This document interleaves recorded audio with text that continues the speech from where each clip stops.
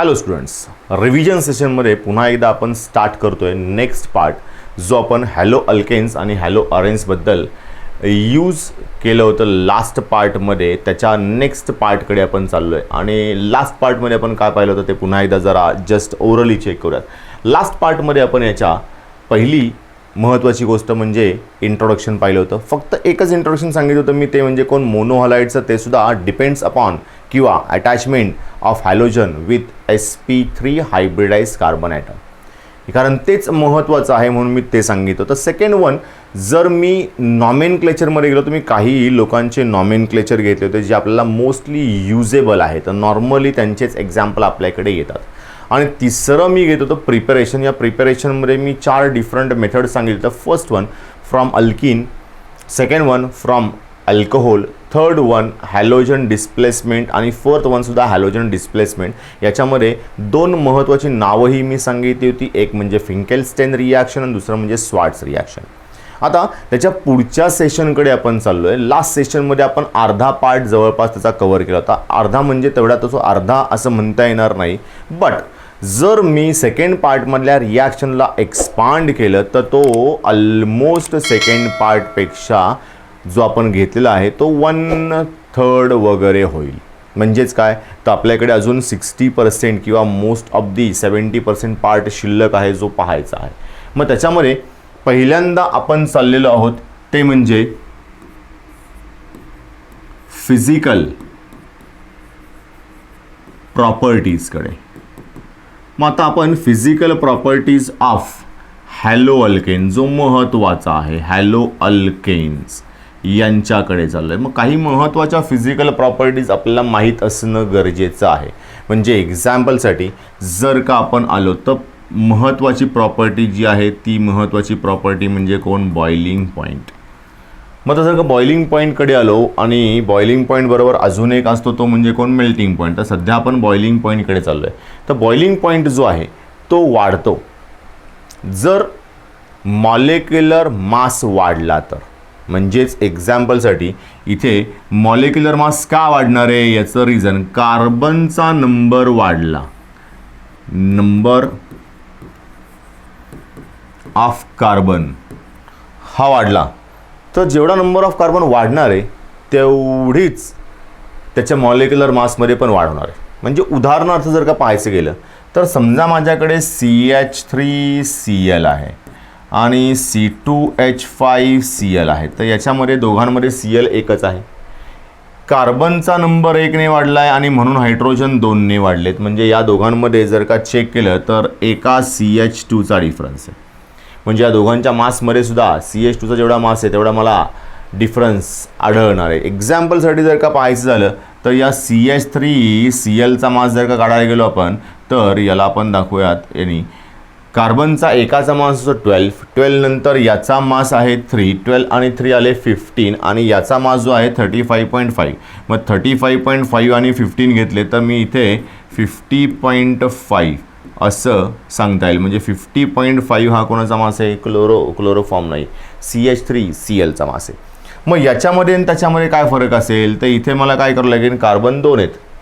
म्हणजे कार्बन जर का 2 असेल तर 12 × 2, मग 12 × 2 किती झाले, 24. त्यानंतर हायड्रोजन 5 आहेत, म्हणजे 5 मला ॲड करायचं. एकाचा हायड्रोजनचा मास असतो 1, मग 5 जर का ॲड केले तर 24 + 5 किती आले, 29. आणि 29मध्ये मला पुन्हा एकदा आपले 35.5 म्हणजे एका क्लोरीनचा मास ॲड करावा लागेल. म्हणजे इथे आलं 64.5.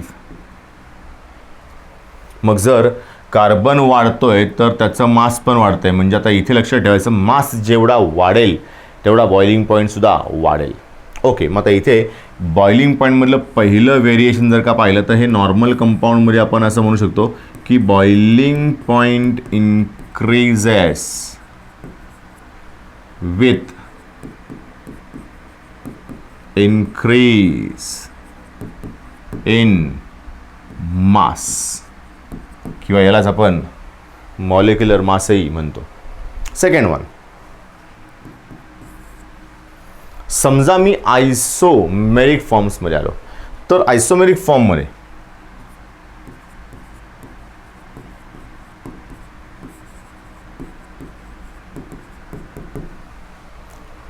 ब्रांचिंगवर बॉइलिंग पॉईंट डिपेंड असतो, हे आपण पाहिलेलं असतं. मग जेवढ्या ब्रांचिंग वाढणार आहेत, branching increases, boiling point decreases. Actually असं का होतं, because of what the volume.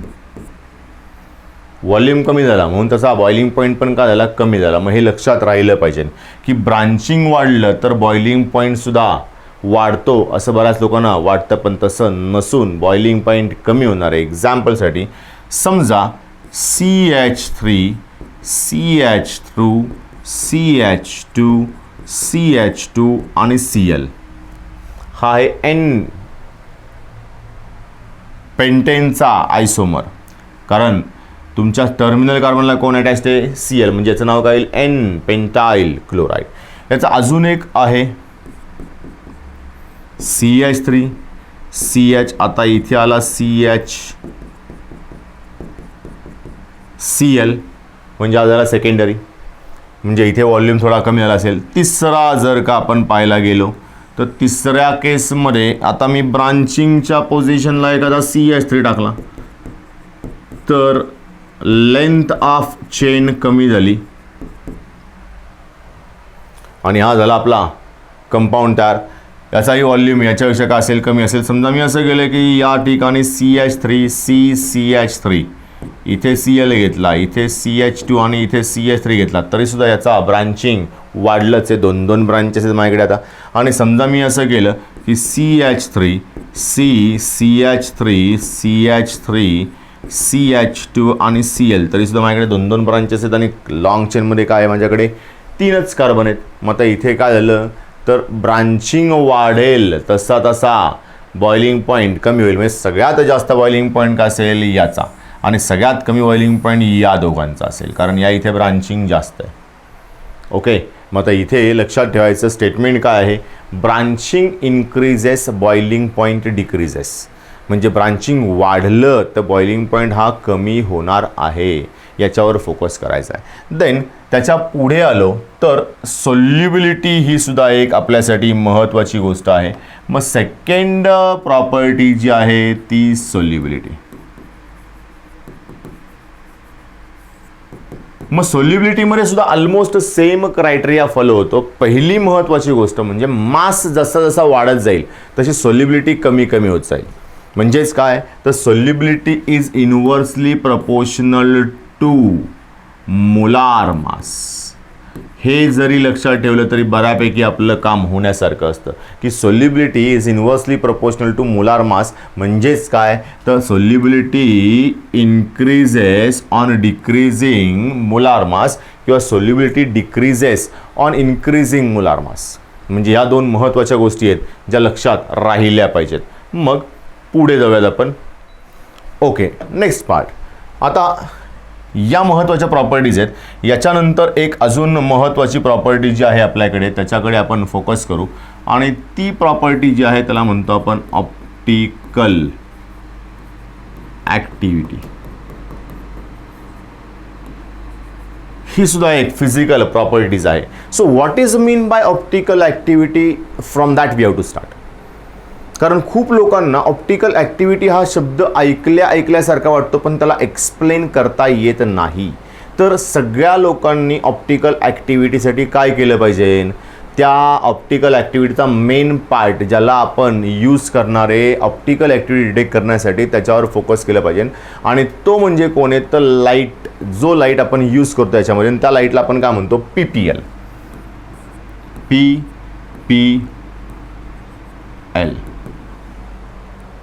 So what is mean bye PPL, याला म्हणतो आपण प्लेन पोलराइज लाईट.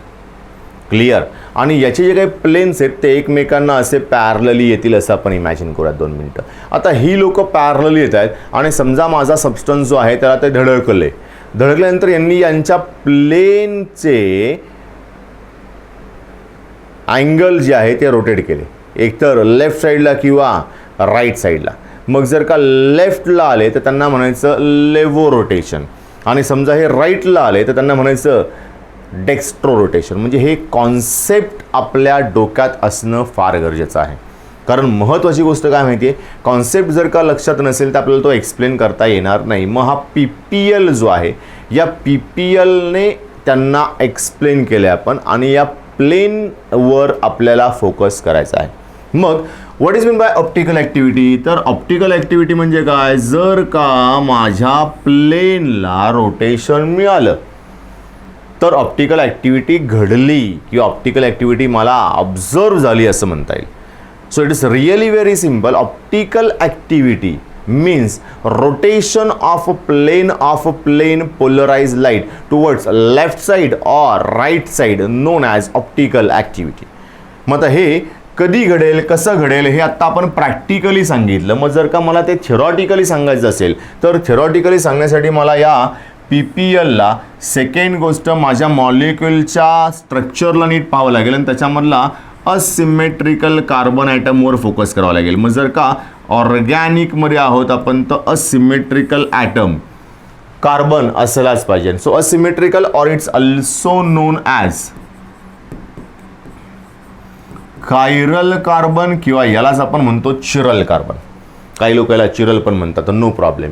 सो या कार्बनला जर का आपल्या कंपाऊंडमध्ये स्थान असेल म्हणजे जागा असेल तर आपला कंपाऊंड ऑप्टिकली ॲक्टिव्ह असू शकतो. ओके, म्हणजे एक्झाम्पलसाठी कायरल कार्बन असणं गरजेचं आहे. क्लिअर? मग आता जो मॉलिक्यूल मला दिलेला आहे, नॉर्मली आपल्याकडे दोन मॉलिक्यूल फेमस आहेत, ज्या दोन मॉलिक्यूलवरच बऱ्याचपैकी एक्झाम्पल येतं. एक तर लॅक्टिक ॲसिड असतो किंवा 2-क्लोरो किंवा 2-ब्रोमोब्युटेन असतो. मग या दोन्ही मॉलिक्युल्समधलं पहिल्यांदा आपल्याला काय शोधायचं आहे, first we have to find out chiral carbon. Chiral carbon जर का असेल तर तो कंपाऊंड ऑप्टिकली ॲक्टिव्ह असू शकतो. इथे आपलं स्टेटमेंट चालू होतं. म्हणजे ऑप्टिकल ॲक्टिव्हिटी एक्सप्लेन करण्यासाठी कंडिशन्स आहेत.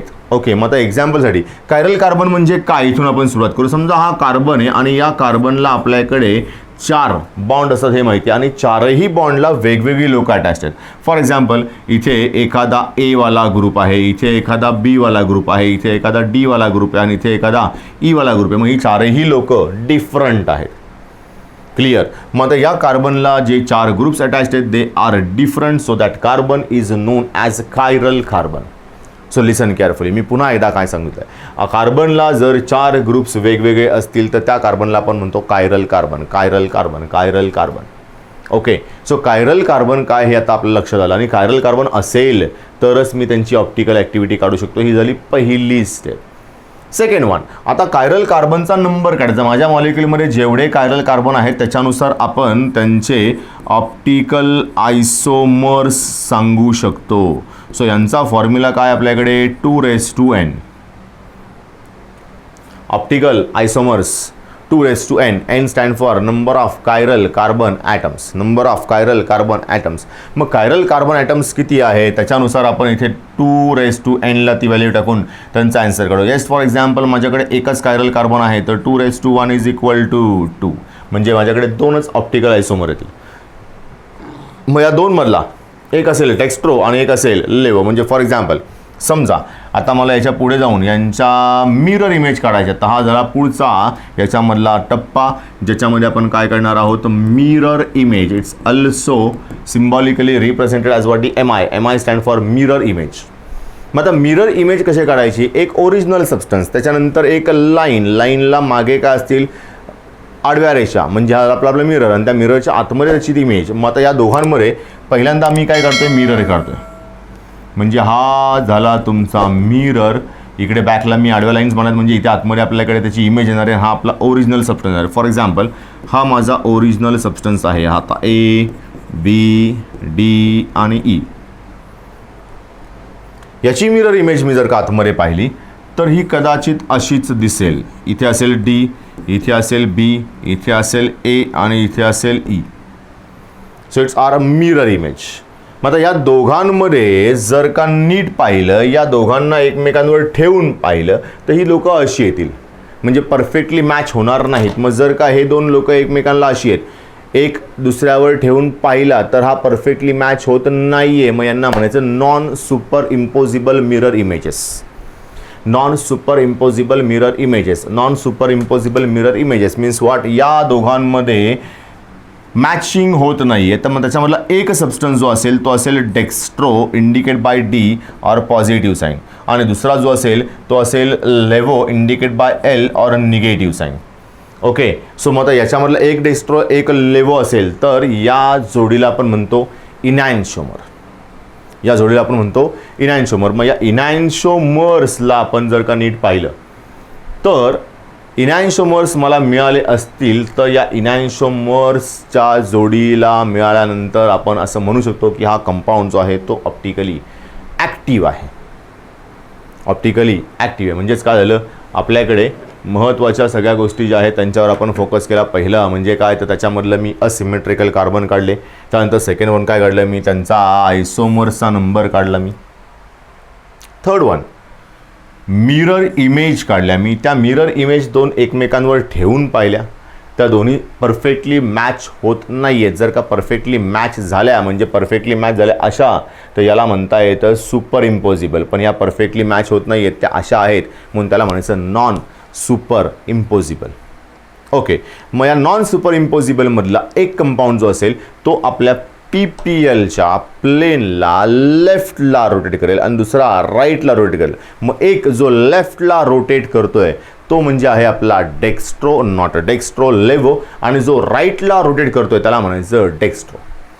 So it is our dextro rotatory substance, it is our levo rotatory substance, and if we obtain two substances like that, then they forms pair of enantiomer, and that pair of enantiomer if we obtain then substance is optically active. म्हणजे या step नंतर आपल्याला असं म्हणता येईल की जर ही वरची पेअर जी आहे ती आपली इनॅन्शिओमर्सची आहे. मग enantiomers means what, non super impossible mirror image, okay, in which one substance is dextro and another is levo. okay, तर then substance is optically active असं आपल्याला एक्सप्लेन करता येईल. आणि याच्यानंतर शेवटचा पार्ट तो म्हणजे काय, समजा असं झालं की आपल्या कंपाऊंडमध्ये रॅसेमिक मिक्सचर असेल, कारण हे आपण थेरॉटिकली एक्सप्लेन करतोय नॉट एक्सपेरिमेंटली. समजा असं झालं की आपल्याकडे 50% dextro and 50% laevo present in mixture, then substance is optically inactive. So racemic mixture जर का आलं तर सबस्टन्स कसं आहे, इनॅक्टिव्ह. म्हणजे आपण किती स्टेपमध्ये याला एक्सप्लेन केलं. पहिलं, समजा एखाद्याची ऑप्टिकल ॲक्टिव्हिटी एक्सप्लेन करायला आलीच असेल तर ऑप्टिकल ॲक्टिव्हिटीसाठी आपल्याला काय काय लागेल त्याच्यावर फोकस करूयात. पहिलं स्टेप म्हणजे त्या मॉलिक्युलचा simple structure. On the basis of simple structure we find out number of asymmetrical carbon atom और ॲटम्स, किंवा यालाच आपण काय म्हणतो chiral carbon atoms. Chiral carbon atoms असेल तर तो substance may be optically active असेल, नसेल तर इथे प्रश्न संपला. That substance is optically inactive. Then third one स्टेपमध्ये मी याचे काय काढणार आहेत, ऑप्टिकल आयसोमर्स. आणि याचा फॉर्म्युला आत्ताच आपण सांगितलं होता, आय डी इज 2n आहे आपला फॉर्म्युला. देन नेक्स्ट वनकडे गेलो. फोर्थ वनमध्ये आलो तर मला याच्या मिरर इमेज काढायच्यात. And on the basis of mirror image we have to explain super impossible, non super impossible आहेत का त्या, आणि मग इनॅन्शोमर्स. मग आता या इनॅन्शोमर्स या पॉईंटकडे जाऊयात. इनॅन्शोमर्स मग जर का इनॅन्शोमर्स आलेच तर तो सबस्टन्स ऑप्टिकली ॲक्टिव्ह आहे.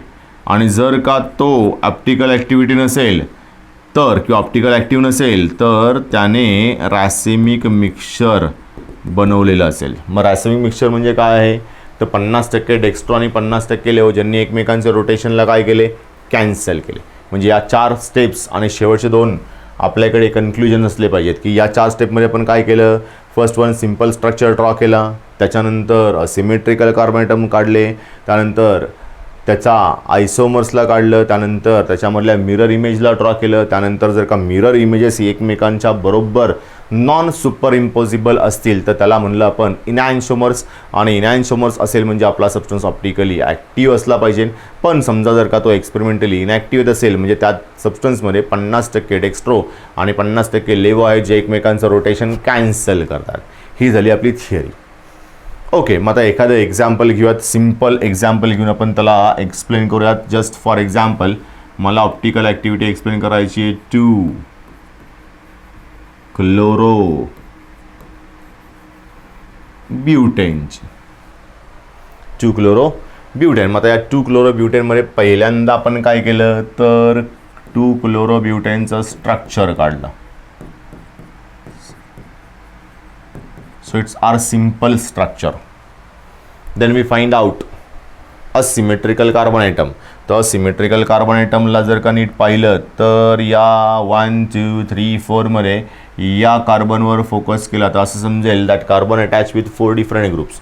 जर का चेक करायचं झालं तर या ठिकाणी एक CH3 आहे, या साईडला एक C2H5 आहे, या साईडला एक Cl आहे, and we have 4th atom as a H. So that carbon attached with 4 different carbon atoms. मग आता या 4 different carbon atomsला किंवा 4 different groupsला आपण जर का विचार केला तर तो कार्बन झाला असिमेट्रिकल. आणि याच्यावरनं मला काय काढता येईल, पहिला नंबर ऑफ कायरल कार्बन्स. मग इथे किती आहे, एकच आहे, म्हणजे n इज इक्वल टू किती आला माझा 1. n इज इक्वल टू 1 आहे. मग सेकंडमध्ये आपण काय करू शकतो, ऑप्टिकल आयसोमर्स याला फाइंड आउट करू. मग ऑप्टिकल आयसोमर्सचा फॉर्म्युला काय आपल्याकडे 2n. So 2 equal to 2. So we have 2 structures. मग याच्यावरनं आपण थर्डमध्ये गेलो. थर्डमध्ये वी ड्रॉ मिरर इमेजेस. मग त्यासाठी पहिल्यांदा आपण काय केलं, या मिररला ड्रॉ करून घेतला. त्यानंतर सेंट्रल कार्बन 1 2 3 4, इकडे Cl आहे सपोज दॅट, इकडे CH3 आहे, इकडे C2H5 आहे आणि इकडे H आहे. याची मिरर इमेज काढली तर इथे C येईल, इकडे Cl येईल, इकडे येईल H, इथे आला CH3 आणि इथे आला C2H5. ओके, मग हे दोन एकमेकांवर ठेवून पाहिले तर ते मॅच होत नाही आहे. म्हणजे याच्यामधला एक जो असेल तो डेक्स्ट्रो असेल which rotate plane of plane polarise light to right side, आणि एक जो असेल तो लेवो असेल which rotate plane of plane polarise light to left side. मग एक डेक्स्ट्रो एक लेवो, एक डेक्स्ट्रो एक लेवो, एक डेक्स्ट्रो एक लेवो, या दोघांना एकमेकांवर ठेवून पाहिलं तर आपल्याला काय मिळालं, we obtained pair of enantiomers. So if we obtain pair of enantiomers म्हणजे आपला सबस्टन्स काय आहे, therefore 2 chloro butane is optically active. इथपर्यंत ऑप्टिकली ॲक्टिव्ह आहे. 2 क्लोरोब्युटेन इज ऑप्टिकली ॲक्टिव्ह. पण कंडिशन, समजा माझ्याकडे तो ऑप्टिकली इनॲक्टिव्ह येणार असेल तर त्याचं रिझन असलं पाहिजे. मग समजा त्यांनी काय केलं, रॅसेमिक मिक्सचर तयार केलं. रॅसेमिक मिक्सचर, तर रॅसेमिक मिक्सचर ऑलवेज ऑप्टिकली इनॲक्टिव्ह असतं. मग आता इथे काय येईल, if solution contains 50% dextro and 50% levo, then substance is optically inactive. मग हे आपण इफच्या फॉर्ममध्ये मांडून ठेवलं. म्हणजेच जर असं झालंच तर समजून घ्यायचं की याच्यामध्ये 50% डेक्स्ट्रो आणि 50% लेवो आहेत. ओके, मग आता इथे महत्त्वाच्या फिजिकल प्रॉपर्टीज ज्या आहेत त्याला आपण फिनिश केलेलं आहे आणि आपण चालू आता केमिकल प्रॉपर्टीजमध्ये. आता याच्यावरनं एक एव्हिडन्स आपल्याकडे ऑलरेडी आहे, तो म्हणजे कोण, SN1 आणि SN2 म्हणजे कोण, न्यूक्लियोफिलिक सबस्टिट्यूशन रिॲक्शन आणि त्यांच्या 2 मेकॅनिझमचा स्टडी करायचा आहे. मग आता त्या 2 मेकॅनिझमचा स्टडी आपण नंतर करूयात. बिफोर दॅट आपण काय करूयात, पहिल्यांदा यांना एक्सप्लेन करूयात की यांच्या chemical reactions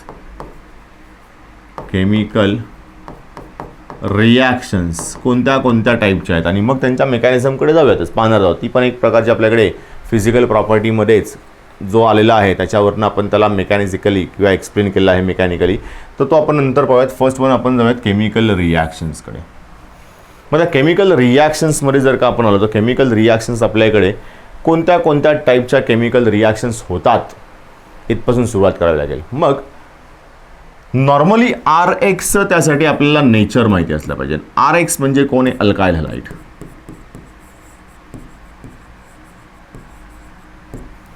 sorry, not dash, yes, halide. मला इथे डॅश द्यायचा होता. मग अल्काइल हॅलाइड म्हणजे कसा असतो, तर अल्काइल हॅलाइडमध्ये हा X जो आहे इट इज पार्शियली इलेक्ट्रोनिगेटिव्ह आणि ज्या कार्बनला अटॅच्ड आहे तो पार्शियली इलेक्ट्रोपॉझिटिव्ह. म्हणजे याला मला असंही एक्सप्लेन करता येईल, X may be Cl, Br और I, most probably Cl and Br. शक्यतो आपण आयोडाईड फार कमी रेअरली यूज करतो आणि फ्ल्युराईड त्याच्याहून रेअरली यूज करतो.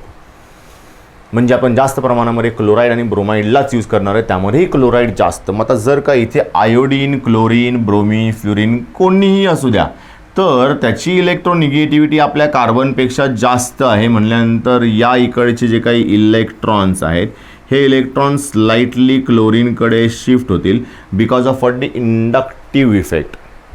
ओके, आणि हे जर का इकडे गेले तर या हॅलोजनवर एक पार्शियल निगेटिव्ह चार्ज, थोडासा निगेटिव्ह वाढेल. मग त्याला म्हणतो आपण पार्शियल निगेटिव्ह. आणि या कार्बनकडे थोडासा पॉझिटिव्ह चार्ज वाढेल. So it's called as what is partial electropositive. म्हणजे या बॉन्डला मला असं म्हणता येईल की हा बॉन्ड जो आहे that bond is polar in nature. Okay, मग जर का पोलार असेल तर एक माझ्याकडे पॉझिटिव्हली चार्ज जो आहे तो इलेक्ट्रोफाईल, जो निगेटिव्हली चार्ज आहे त्याला म्हणतो आपण न्यूक्लियोफाईल. म्हणजे या केसमध्ये मला याला रिप्लेस करून याच्या जागेवर दुसरा कोणतरी आणता येईल. मग निगेटिव्हला रिप्लेस करायला मला कोण लागेल, निगेटिव्हच. So negative replace by negative असं जर का रिॲक्शनमध्ये झालं तर ही रिॲक्शन कोणती होते, सबस्टिट्यूशन. आणि आपल्याकडे सबस्टिट्यूशन 2 टाईपचे आहेत, एक म्हणजे न्यूक्लियोफिलिक आणि दुसरं म्हणजे इलेक्ट्रोफिलिक. मग न्यूक्लियोफिलिक आणि इलेक्ट्रोफिलिकमध्ये काय फरक आहे, तर निगेटिव्हने जर का निगेटिव्हला रिप्लेस केलं तर याला म्हणतो आपण nucleophilic substitution reaction. Symbolically it is represented as NSR. मग NSR म्हणजे कोण आहे, न्यूक्लियोफिलिक सबस्टिट्यूशन रिॲक्शन. आणि जर का इलेक्ट्रोफाईलने इलेक्ट्रोफाईलला रिप्लेस केलं असेल तर त्याला म्हणतो आपण ESR. So ESR means what, electrophilic substitution reaction. मग आता या दोघांवर आता आपण लक्ष देणार आहोत, ESR आणि NSR. मग याच्यामधल्या निगेटिव्हला जर का निगेटिव्हला रिप्लेस केलं तर काय म्हणतो आपण त्याला, NSR. म्हणजे हॅलोजन असेल अल्काईल ग्रुपमध्ये, त्याला आपण जर अल्काईल हलाईड म्हणतोय, तर याच्यामधल्या हॅलोजनचं नेचर जर का निगेटिव्ह आहे तर या निगेटिव्हला कोणतं तरी निगेटिव्हच रिप्लेस करेल. म्हणजे पहिली महत्त्वाची गोष्ट, alkyl halide shows nucleophilic substitution reactions. Alkyl halide shows nucleophilic substitution reaction. मग या सगळ्यात जास्त प्रमाणामध्ये दिसणाऱ्या reaction nucleophilic substitution reaction. Okay, त्यानंतर सेकंड वन जर का पाहायचं झालं तर सेकंड वनमध्ये आलो आपण. सेकंड वनमध्ये पहिला झाला आपला NSR. सेकंड वन, याच पोलॅरिटीमुळे ही लोक एलिमिनेशन रिॲक्शन्स पण दाखवणार आहेत. मग नॉर्मली एलिमिनेशन मीन्स व्हॉट, ॲडिशनच्या एक्झॅक्टली अपोजिट रिॲक्शन असते एलिमिनेशन. जर का ॲडिशनमध्ये अल्कीन किंवा अनसॅच्युरेशन सॅच्युरेशनमध्ये कन्वर्ट असेल तर एलिमिनेशनमध्ये saturation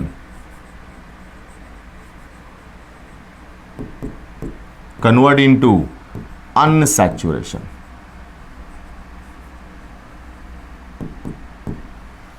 so saturation convert into unsaturation हे झालं आपलं एलिमिनेशनचं. आणि सॅच्युरेशन जर का तयार झालं अनसॅच्युरेशनपासून तर त्याला म्हणतो आपण ॲडिशन. आणि तिसरी रिॲक्शन जी आपल्याला पाहिजे ती आहे रिॲक्शन विथ मेटल्स.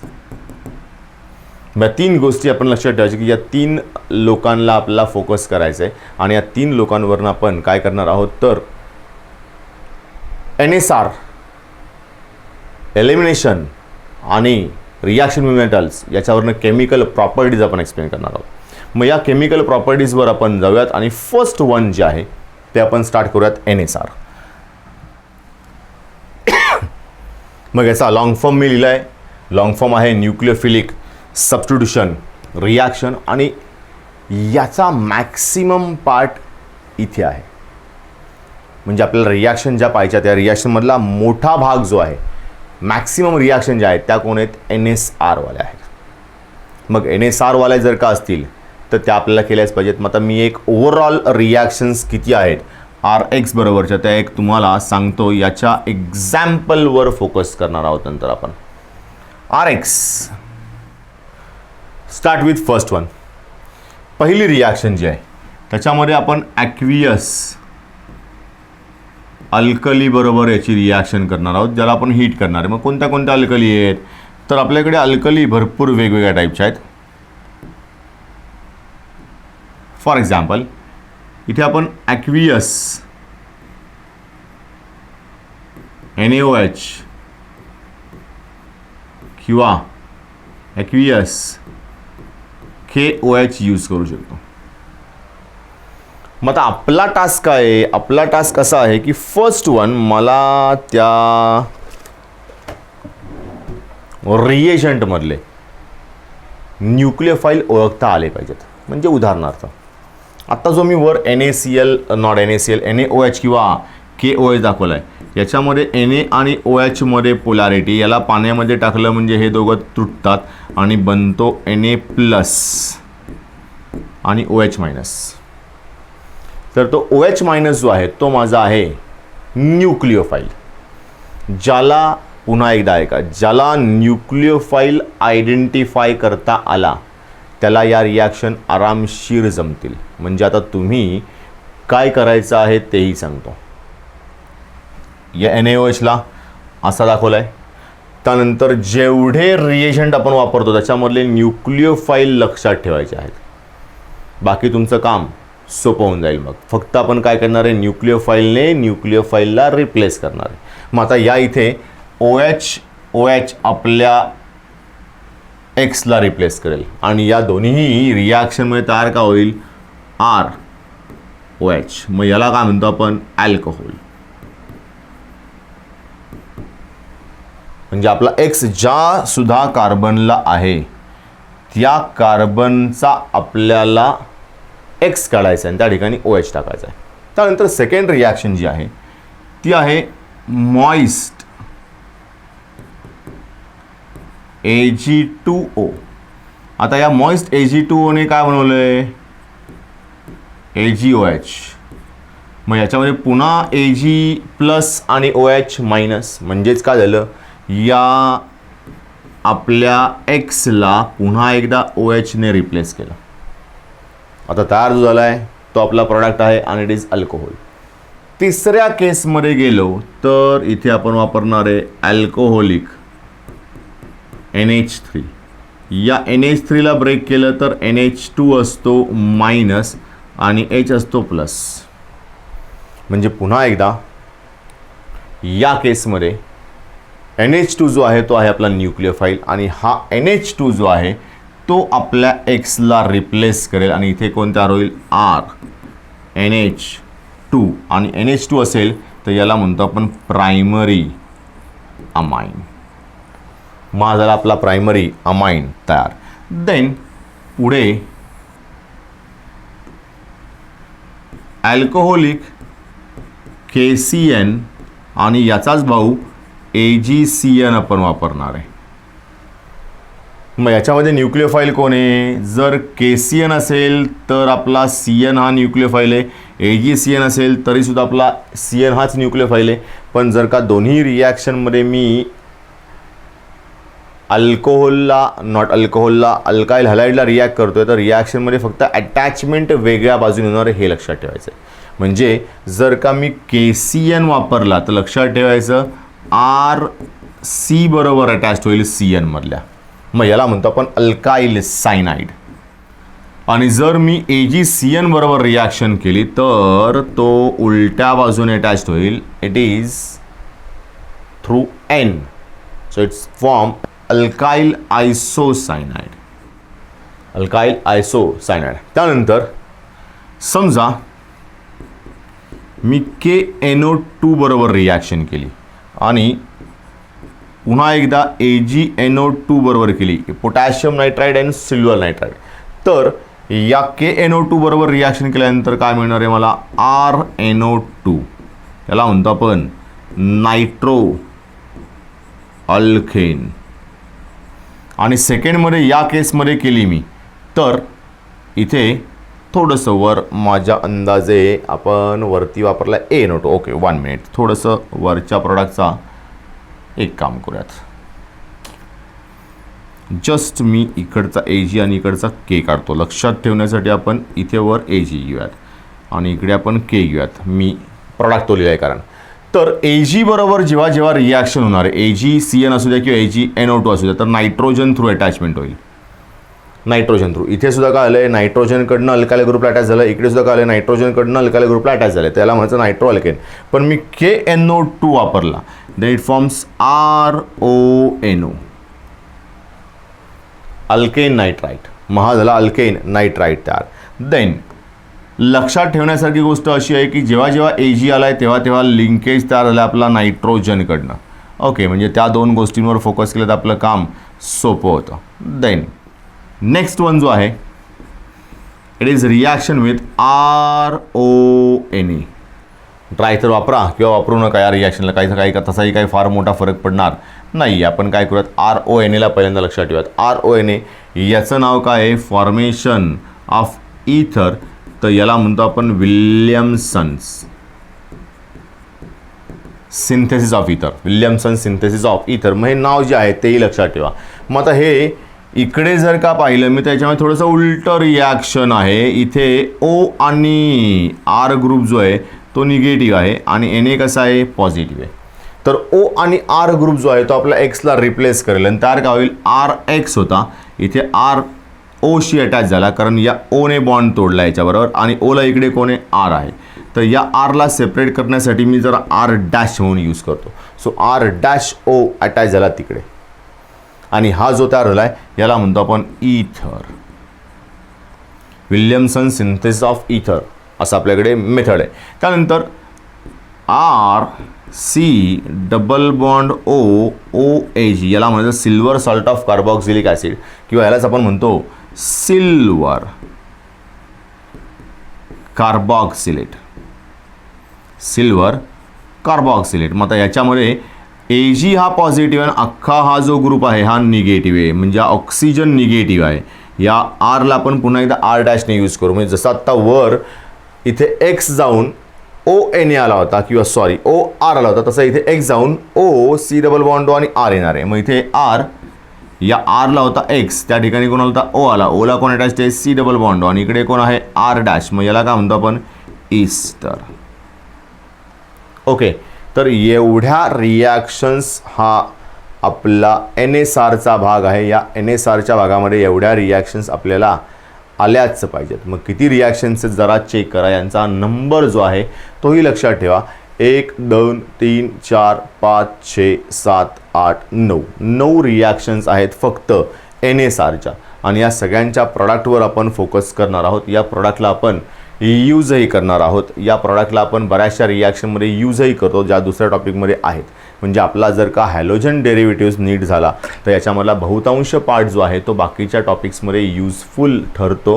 पण हे कधी होईल जर का यांची आपण प्रॅक्टिस केली तर. मग या सगळ्यांमध्ये निगेटिव्ह पार्ट जो आहे तो आपल्याला काढायचा आहे. निगेटिव्ह पार्ट म्हणजे कोणतर न्यूक्लिओफाईल. मग न्यूक्लिओफाईलला आपण आपल्या हॅलोजनबद्दल किंवा हॅलोजनच्या जागेवर आणणार आहोत आणि हॅलोजनला काढणार आहोत. मग याला म्हणायचं nucleophilic substitution reaction. Nucleophilic substitution reaction म्हणजे आत्ता माझ्याकडे टोटल 9 डिफरंट प्रॉडक्ट्स आलेले आहेत NSRने.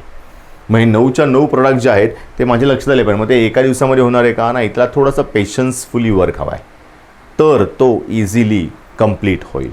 देन नेक्स्ट वनकडे जाऊयात. याच्या पुढच्या रिॲक्शनच्या सेटकडे जातो आणि ती आहे एलिमिनेशन. सो एलिमिनेशन रिॲक्शनमध्ये नेमकं काय होतं. सो एलिमिनेशनमध्ये सी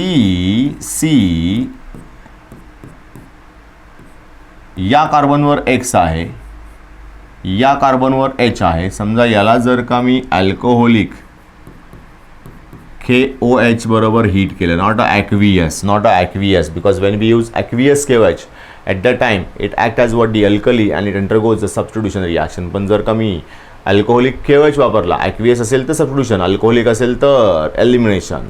मग आता अल्कोहोलिक वापरला तर X आणि H हे इथून निघून जातील. हे दोघं K बरोबर आणि OH बरोबर कंबाईन होतील. X कंबाईन होईल K बरोबर आणि इट फॉर्म्स KX आणि H कंबाईन विथ OH आणि इट फॉर्म्स H2O. आणि या इथे जर का हे 2 लोक निघून गेले तर या कार्बनमध्ये काय तयार होईल C डबल बॉन्ड C. मग आता इथे कार्बनमध्ये डबल बॉन्ड तयार झाला म्हणजे काय झालं, alkyl halide convert into alkene. मग आता फर्स्ट वन इथे होतं काय तर ज्या कार्बनला आपला अल्फा हॅलोजन अटॅच्ड आहे त्याला आपण काय म्हणतो अल्फा कार्बन आणि त्याच्या शेजारच्या ज्या कार्बनवरनं हायड्रोजन जाणार आहे त्याला म्हणतो आपण बीटा हायड्रोजन. म्हणजे हे एक टाईपचं काय अल्फा बीटा एलिमिनेशन. मग आता कोण गेलं आहे तर हॅलोजन आणि हायड्रोजन गेला आहे म्हणून यालाच काय म्हणतो आपण dehydrohalogenation. Dehydrohalogenation. So de means removal. कोणाला रिम्यूव्ह केलं आपण हायड्रोजनला आणि हॅलोजनला. So it's called as what is dehydrohalogenation. आणि कोणत्या कार्बनवरने गेले ती लोक तर अल्फा बीटा कार्बनवरने गेलेत म्हणून यालाच म्हणायचं alpha beta dehydrohalogenation. Okay, so हा झाला आपला first point of interaction with elimination reaction. आता याच्यामध्ये एक रूल वापरावा लागतो and that rule is known as what is Saytzeff rule. Saytzeff rule. मग सेट-झेफ रूल कधी कसा कुठे वापरायचा तर त्यासाठी महत्त्वाची गोष्ट हवी आहे ती म्हणजे if we have 2 or more different beta carbon atoms. So if we have 2 or more than 2 different beta carbon atom then we use a Set-Zeph rule. मग आता बीटा कार्बन म्हणजे कोण होता ज्याच्यावरनं आपण हायड्रोजन काढला, मग आता इथे if we have 2 or more than 2 different beta carbon atom that means what मला 2 ऑप्शन्स अवेलेबल आहेत बीटा हायड्रोजनला काढण्यासाठी. मग कोणता हायड्रोजन काढायचा आपल्याला दॅट इज व्हेरी इम्पॉर्टंट. मग हायड्रोजन काढण्यासाठी मला असा कार्बन शोधायचा आहे ज्या कार्बनवर हायड्रोजन कमी आहेत. ओके, आणि तिकडचा हायड्रोजन काढायचा आहे. तर जो प्रॉडक्ट मिळेल तो प्रॉडक्ट असेल मेजर प्रॉडक्ट. कारण आपल्याला माहिती आहे रूल जेव्हा तेव्हा प्रॉडक्ट 2 एक मेजर आणि एक मायनर, एक मेजर आणि एक मायनर, एक मेजर आणि एक मायनर. मग मेजर प्रॉडक्ट जो आहे तो अकॉर्डिंग टू रूल येतो आणि मायनर जो आहे तो रूलच्या अपोजिट येतो. मग आता रूलने काय सांगितलं हे माझ्या डोक्यात असलं पाहिजे. रूलने काय सांगितलं, असा हायड्रोजन काढायचा आहे मला ज्या कार्बनवर कमी हायड्रोजन आहे त्याचा. क्लिअर. मग जर जो हायड्रोजन काढतोय मी त्या हायड्रोजनला काढला तर जो प्रॉडक्ट तयार करेल तो किंवा तयार होईल तो आपला असेल मेजर प्रॉडक्ट. मग आता इथे समजा सेटझेफ रूलला मला यूज करायचा असेल तर मला पहिल्यांदा काय करावं लागेल, we have to find out the beta carbon which possess less number of hydrogen and from that carbon we have to eliminate the hydrogen, then we obtain major product. मग हा झाला माझा एलिमिनेशनचा महत्त्वाचा रूल. पण हे कधी वापरायचं आहे हेही महत्त्वाचं. When we have 2 or more than 2 beta carbon atoms. आणि शेवटचा पार्ट जो आहे याच्यामधला तो आहे आपला नॉर्मल रिॲक्शन्स विथ मेटल्स. आणि याच्यामध्ये 2 रिॲक्शन्स आहेत ज्या आपण एक्झाम्पललाच पाहूयात किंवा 2 मिनिटामध्ये आपण त्यांना पाहूही शकतो. दोन्ही रिॲक्शन ज्या आहेत त्या दोन्ही रिॲक्शन्सला नाव आहे मेटल बरोबरच्या रिॲक्शनची नावं. पहिला जो आहे त्याला म्हणतो आपण वुड्स रिॲक्शन. याच्यामध्ये होतं काय, 2 अल्काइल हलाइडचं कॉम्बिनेशन होतं आणि त्यांच्यामधले अल्काइल ग्रुप कंबाईन होऊन एखादा मेन मोठा प्रोडक्ट तयार होतो. म्हणजे आता इथे 2 अल्काइल हलाइड घेतलेत मी, एक इथे फर्स्ट आणि इकडे दुसरा सेकंड. तर या दोघांमधनं Na बरोबर XX कंबाईन होतील आणि हे जातील बाहेर ॲज अ ट्वाईस NaX. आणि उरलेले 2 जे RR ग्रुप आहेत ते एकमेकांबरोबर अटॅच्ड होतील and they forms R means what, higher alkane. Then second one, दुसरी रिॲक्शन आहे फॉर्मेशन ऑफ ग्रिग्नाल्ड्स रिएजंट. मग फॉर्मेशन ऑफ ग्रिग्नाल्ड रिएजंटमध्ये काय होतं तर सिम्पली RX ची रिॲक्शन मला मॅग्नेशियम मेटल बरोबर करायची असते इन प्रेझेन्स ऑफ ड्राय इथर. हा मॅग्नेशियम मेटल जो आहे तो आपल्या R आणि Xच्या मध्ये जातो आणि तयार करतो RMgX. याला म्हणायचं Grignard reagent. So it's R Grignard reagent आणि हे अतिशय महत्त्वाचे आहेत कारण यांना मोस्ट ऑफ द टॉपिक्समध्ये आपण यूज केलेलं आहे. सो इथे यांच्या सगळ्यांच्या रिॲक्शनचा एक आपण ओव्हरव्ह्यू घेतला. आता नेक्स्ट लेक्चरमध्ये आपण काय करूयात, या रिॲक्शनचं एक एक्झाम्पल पाहूयात आणि त्यांचं मेकॅनिझमही पाहूयात. सो आज आपण इथे थांबूयात आणि नेक्स्ट लेक्चरमध्ये याचा पुढचा पार्ट कंटिन्यू करूयात.